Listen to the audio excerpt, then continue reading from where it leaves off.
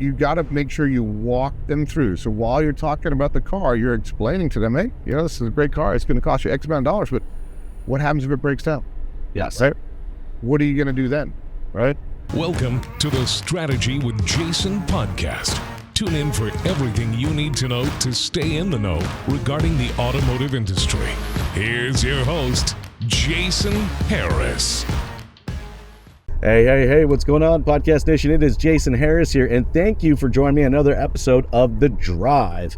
I'm here in hot Las Vegas, Nevada, with the one, the only, the also famous. Did I set that up? Does that sound good, James? Yep, sounds great to me. I'm James at GWC Warranty. What's going on, man? Just out here living a dream in this, like you said, very, very, very hot Las Vegas. So looking forward to this. Look, I am so glad we got the opportunity to connect, and you had some time to come and take this drive with me, and I know this is going to be a super fun podcast. And here's what I like to do, James. I like to kick off these podcasts with a little origin story. Because I'm always fascinated, right? How people kind of stumble their way into the automotive industry. So let's start there. How did you get started in this crazy little world we call the automotive industry? So it was actually a little bit of a weird start for me. I was actually working for the Dallas Cowboys. Exactly. So I was in the sweets and beverages. I was, bartending there, doing those things, and just getting out of school, and thinking that I wanted to be in that type of industry. And I was talking to my buddy who was working at a car dealership, and he showed me how much money he was making. Yeah, I went, holy moly, that's a lot of cash. So I walked into Goodson Acura and sat down and talked to a gentleman named Richard Schindler and Lewis Smith, and they said, we don't hire people without any car experience. I'm like, all right. So I told him, I said, listen, I will be your number one salesperson. You give me a chance. And I can't remember whether it was Richard or Lewis, but one of them said, I like that response. We'll give you a shot. And I ended up being the number one car salesperson.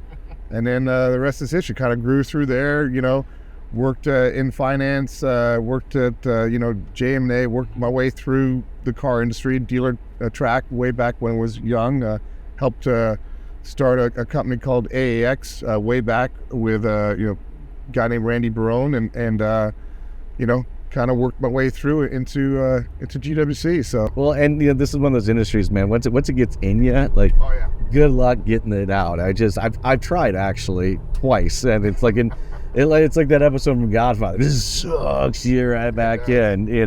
It's funny.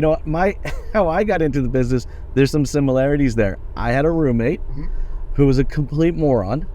And one day we're sitting there, I was working at Radio Shack. So now nice. I'm dating myself, right? Yeah, like you got questions, we got answers. Yeah. And I saw his pay stub and I was like, you're a complete idiot. There is no way you're making that much money. And similar to you, I was like, no, I guess I'm going to go be in the car business. And got in, and geez, now I can't imagine any other business to be in. No, it's just such a fun industry, and it's a challenging industry, but it's always challenging in like a good way, And I think that's kind of a perfect segue kind of into some of the topics that we're getting into, because I want to kind of start off with let's actually kind of start off with like the used car inventory mix. It's like it's so interesting right now. I could talk to somebody in North Carolina and then literally get off the phone and talk to somebody in middle Texas and get just wildly different kind of answers of just what's going on in the market and what they're seeing and how they're handling it, and I know you got a good thumb on the pulse there. So what are you seeing right now kind of in the market as from the used car side? So on the used car side, it's basically getting back to the way it was the norm, right? We think 3 years ago, you go to the auction, you get a car if you could find a car, and then 60 days later you can sell that car for a profit at the auction, right?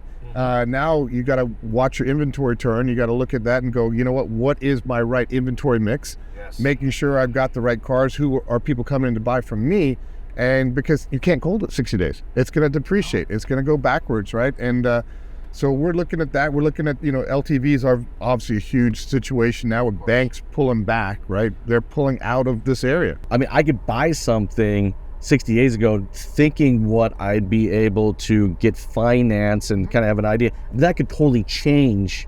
Like it's just it's rapidly changing right now. It is. It's crazy how it's changing, and then trying to get carries on cars, right? Because dealers always want to make the most money. Of course. But I always tell your dealers, listen, what is the number one reason somebody defaults in their loan? Because their car is broken. 100%. Yep. So if your car is broken, they're not going to pay the loan. Your lender's going to be mad at you. So put an extended service contract on the car will get fixed, and then all of a sudden, you know what? You have good ratios with your lenders, right? That's the biggest thing. And I'm glad that you bring that up, James, because I've had this really cool opportunity to consult and work with hundreds of probably close to 1,000 dealerships kind of across the country, both in Canada and the U.S. And I'm a patterns guy. I kind of like to see patterns, right?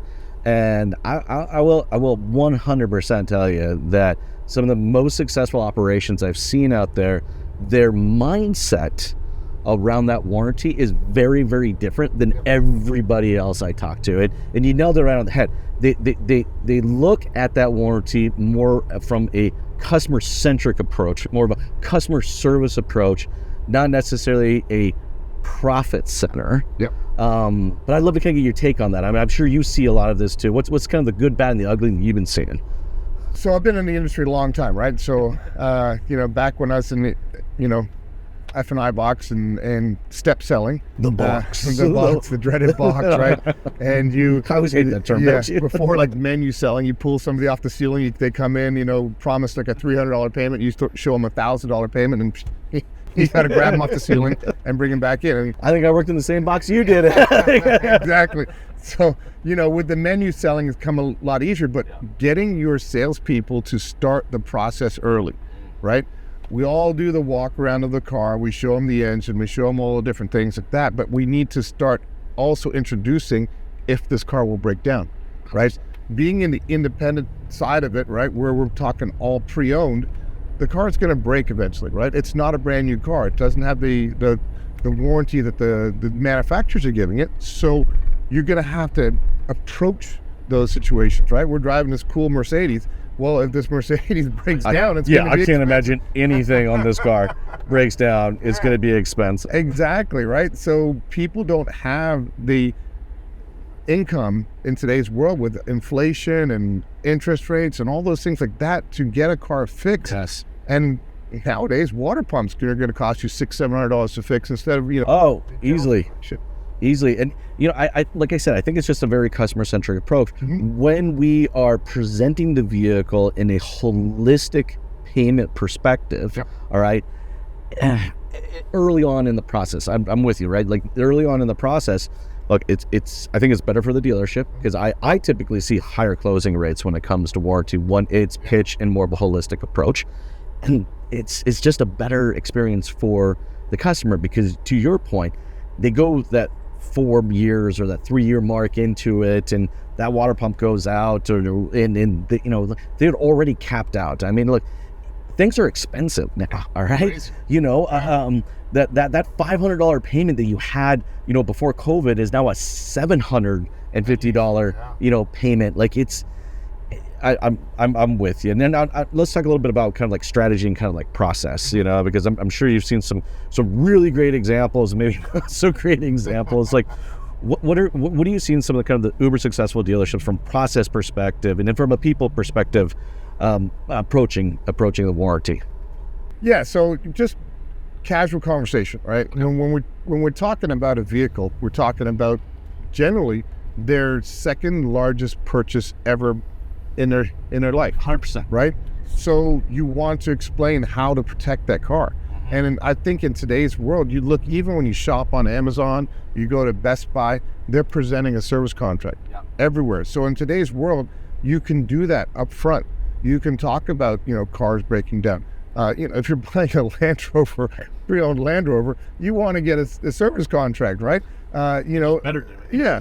Even Hondas, they talk about, Teslas, electric cars being so reliable. Well, Teslas break down, right? Yeah. And you can't fix a car in today's world, right? Unless you're a computer scientist and you can plug something in, you're not fixing the car.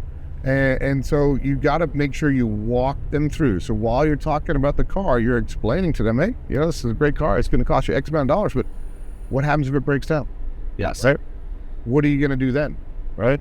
Well, let's talk a little bit about warranty and kind of the difference out there, because I do know this, you know this, not all warranties are created equal. Yes.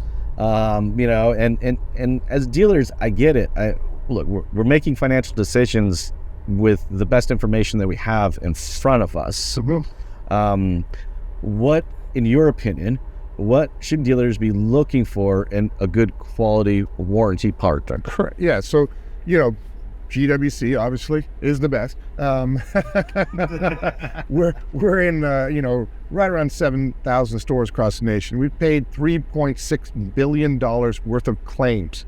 Okay, so with a B, that's a lot of money that we spent out there. When you're looking for a partner, you want to make sure that your car is protected properly, right? So we, you know, want to make sure we do exclusionary coverage.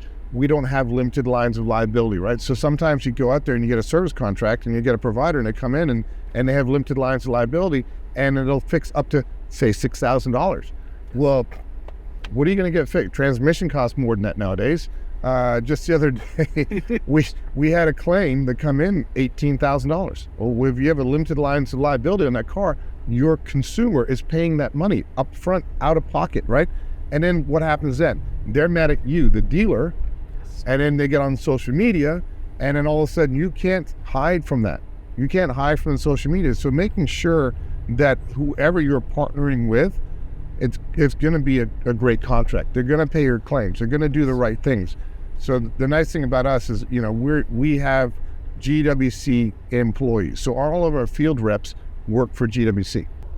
They're not third party like I find most people. Exactly. They're not agents.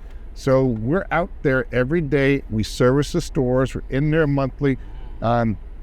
We make sure that they're, you know, AFIP certified, which helps them in compliance. So, you know, we want to make sure we help the dealers and make sure we keep them aware of everything that's happening out there, you know, as well. And keeping compliance is a huge thing because, you know, everybody's always trying to sue a car dealership, right?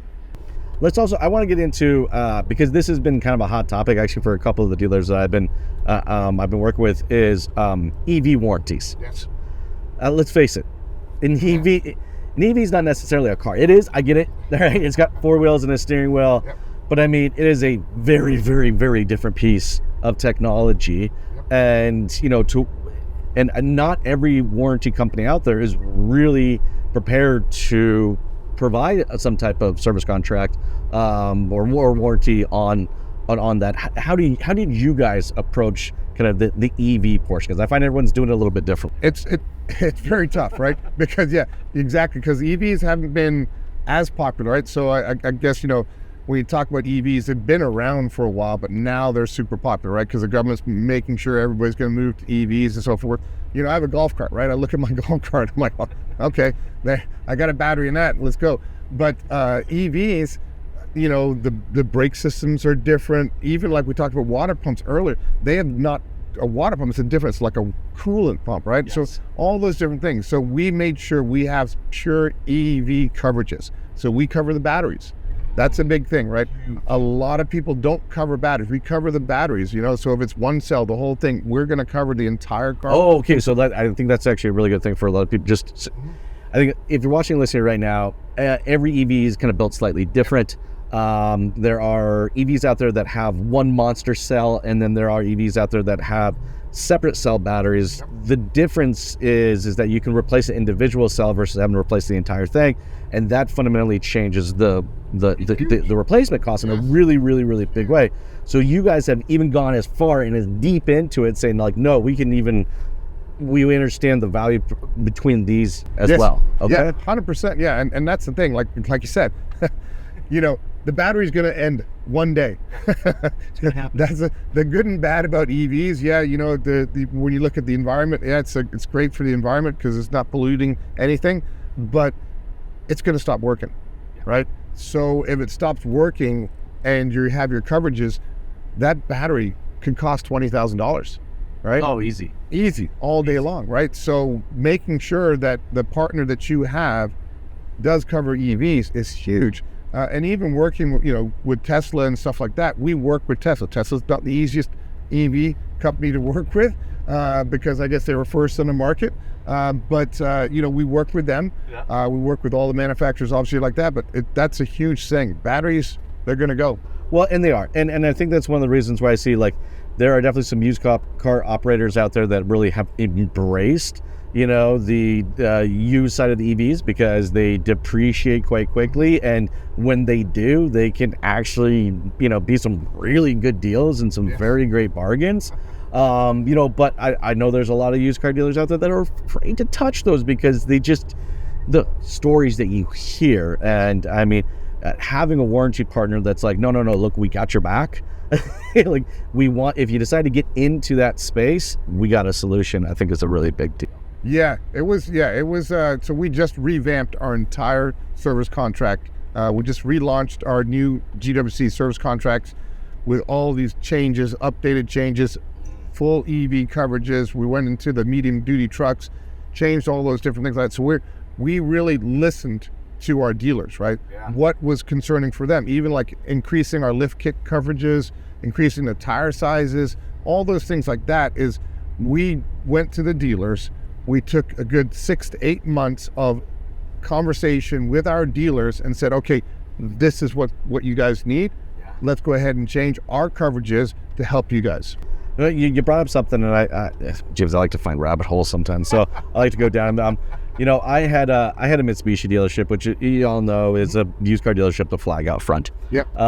But one of the things that I found to be successful kind of in the Mitsubishi world was I really, really embraced the accessory market, like really embraced the accessory market. But that was always, it became a problem because the warranty company I was working with didn't necessarily embrace the accessories. So, we got to a point where almost 1 out of every 3 vehicles we were selling on average had about $1,900 worth of accessories going out. And so how do you guys approach it? Because I know that there are some great operators out there that have found some very cool pre-owned car niches, where either they're lifted trucks or, so on and so forth. How do you guys approach that aftermarket stuff?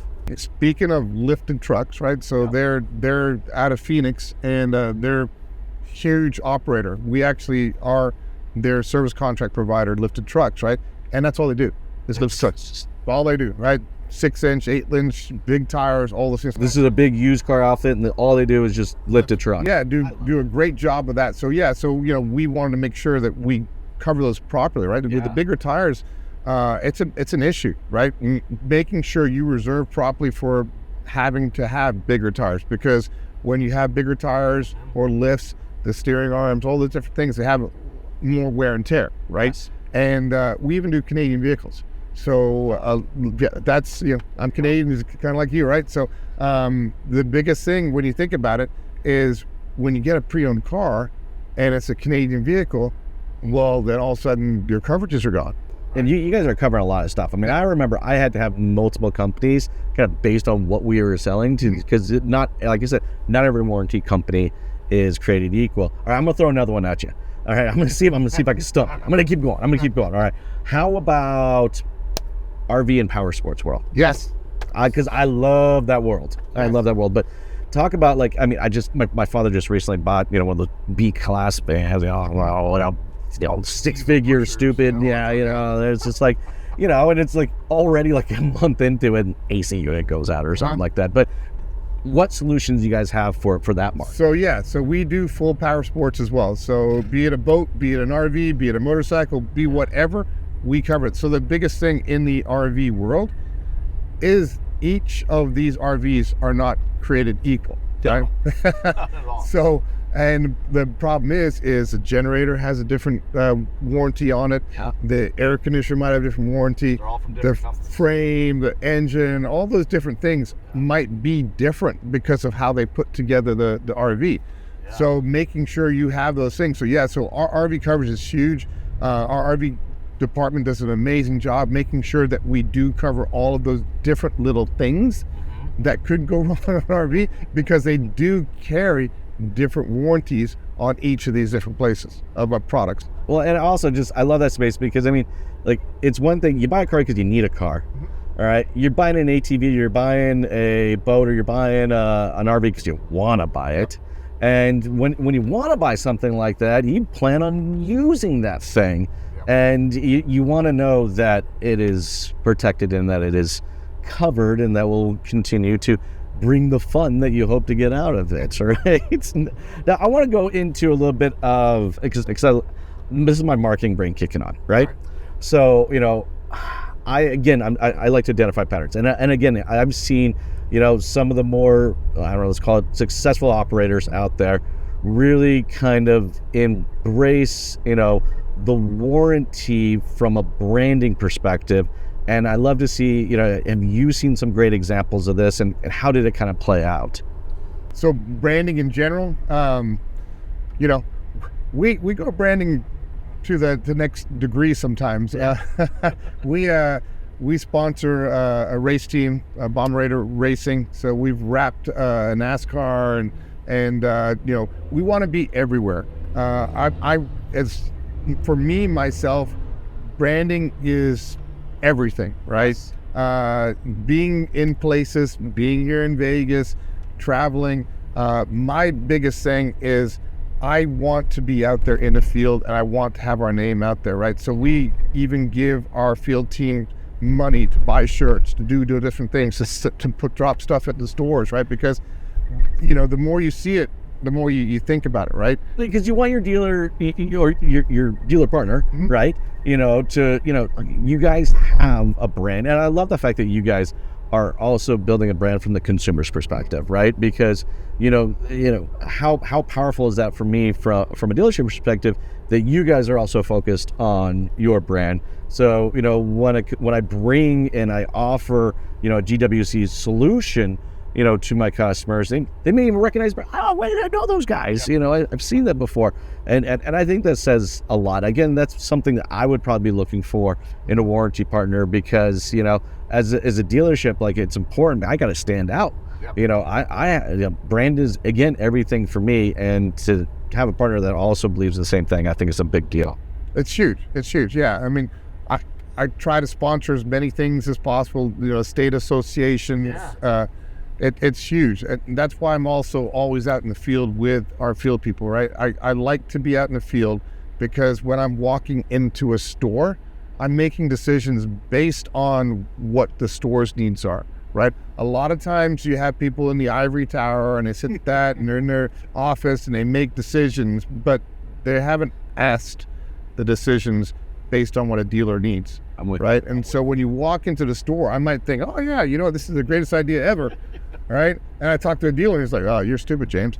So I make sure that when I go and have questions and talk to dealers, that I'm positioning certain situations in certain areas, that the dealer goes, yeah, you know what, I have a need for that.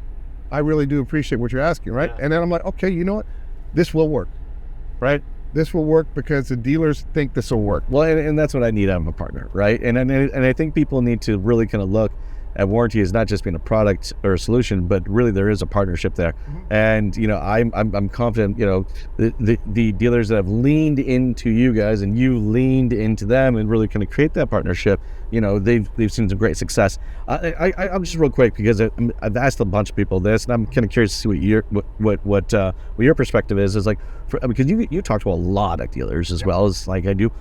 What do you would say some of the biggest challenges that you're seeing that dealers are facing, and how do you see some of the best operators really kind of taking on those challenges? I think when you look at the best operators in today's world, is they're looking at their turn times, right? Everybody looks at their turn times. You always want to try and keep your inventory fresh, right? Yes. But back 2-3 years ago, you could hit a home run on every car. Every car, it didn't matter, you're hitting a freaking home run on every car. Well, we got to get back to realism now, and we got to go, you know what, I need to turn that inventory. Yes. I need to turn my inventory, because my inventory is depreciating. So I look nowadays, right, and the dealers that are more successful, the dealers that are growing, have embraced to come back to the norm, and they're trying to turn their inventory, every 30 days, every 45 days, instead of sitting on it 120 days, stuff like that, having cars have birthdays. You could do that 2 years ago, but now you can't, and also realizing that maybe I can go get that car with a little bit more miles, because that's the car that I sell. Yes. right? If you're known for selling European models, right? Why are you buying an F-150? Okay, no, I love how you bring this up because I'm 100% with you on this one.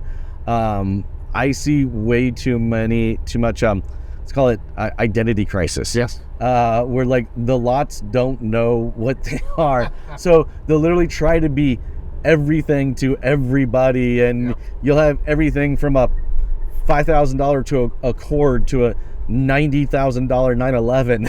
It's just like, what?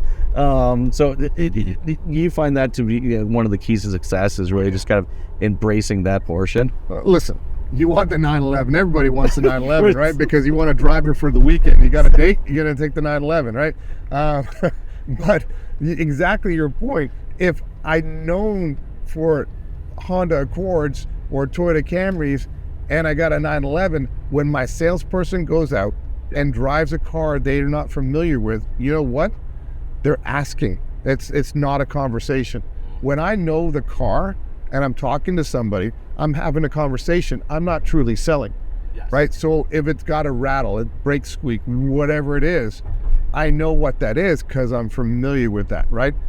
That's the difference. Your salespeople know your inventory. Your salespeople are used to your inventory. If you want to sell make sure you know the cars to sell, right? Yeah, you gotta know your market, really kind of lean into it, and you're right. I mean, some of the best players I see out there right now have 100% done that. Yep. I will say, and I want to get kind of your thoughts on this too. The other thing I've kind of seen as a consistent pattern with some amazing, in both franchise and independent, but I've actually even seen more so on the independent side is dealers really getting involved in their community. Yes. Right? Like, I mean, it's one thing to be a part of the community and you're sponsoring the Pee-wee stuff and stuff like that. But no, I mean, I'm seeing some people that are like really getting into it and creating their own community events and stuff like that. I'm curious, have you seen some like cool examples of this? I have, right? So, I sponsor some myself, some little league teams and baseball teams. I'm sure the kids are like, what is GWC Warranty? But you know what? it's fun to, see our name out there on things like that. But yeah, I mean, how much money does it cost you to park a car at a baseball game? How much money does it cost you to park a car beside an event? Yep. Doesn't cost you anything, right? And, sometimes, is it a pain in the ass to go out of my way to do those things? Yeah, but you know what? You get those sales. How much does it cost you to market a car? It costs you a lot of money. You got your internet, you got your, back in the old day, newspaper articles, all the different things like that, right? Radio, TV, all those things cost money. But if you can find a way to advertise yourself without costing that money, that's the biggest thing, right? I remember I used to go and take my business card and go put them on the windshields, right? Exactly, right? I'm sure a lot of people went, damn it, what the hell has this guy got? Well, see my name on it, right? But, whatever you can do to get yourself out there, that's the biggest thing. Well, and I'm with you. And I think it's cool that, anybody I partner with, I want them to have that same kind of mentality as well, right? And I think that, like I said, I've been a fan of GWC from a distance for a while, and I just, so it's been a lot of fun to really kind of get in the car with you, jam a little bit. I know we're kind of getting towards, the tail end of our time today, and I think I could easily jam with you probably a good another hour or so. But before I let you go, James, for everybody out there watching and listening who would love to connect with you or just learn more about the offerings that GWC has, like, what's the best way to connect? Best way, listen, I'm on LinkedIn. I'm on, there. I mean, my cell phone number is posted. I always have my cell phone number posted. It's 972-854-1940. I'm not afraid to pick up the phone. I'm not afraid to talk to anybody, right? Because you have to be confident in what you're doing, right? I believe in three things, and I make sure I try to live by these three: the past, present, future, right? What is the past? The past is our lessons, right? We learn from what we did right, what we did wrong, right? Present is our gift. Everything that we're doing right now in this beautiful car, talking, it's just a gift that we are alive, right?